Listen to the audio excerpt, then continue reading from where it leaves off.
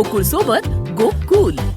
शिक्षण, आरोग्य, महिला सबलीकरण, स्पर्धा परीक्षा अशा विविध क्षेत्रात उल्लेखनीय कार्य करणारे जिजाऊ शैक्षणिक आणि सामाजिक संस्थेचे संस्थापक अध्यक्ष निलेश सांबरे यांना राष्ट्रीय गौरव पुरस्कार 2026 प्रदान करण्यात आला.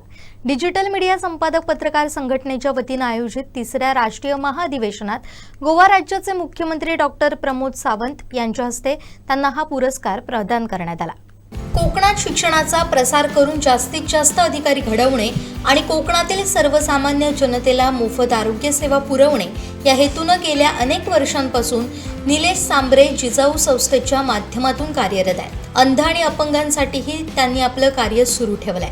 त्यांच्या या उदात्त कार्याची दखल घेत पणजी गोवा येथील डिजिटल मीडिया संपादक पत्रकार संघटनेच्या तिसऱ्या राष्ट्रीय महाअधिवेशनात त्यांना सन्मानित करण्यात आलं. गोवा राज्याचे मुख्यमंत्री डॉक्टर प्रमोद सावंत यांच्या हस्ते राष्ट्रीय गौरव पुरस्कार 2026 प्रदान करण्यात आला.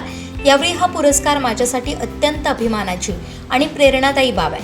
हा सन्मान माझ्या सामाजिक कार्याला नवी दिशा देणार आहे. समाजसेवेच्या माध्यमातून मी सर्वसामान्य जनतेच्या हितासाठी अधिक जोमानं कार्य करत राहीन, हीच माझी बांधिलकी आहे, अशा भावना सांबरे यांनी व्यक्त केल्या.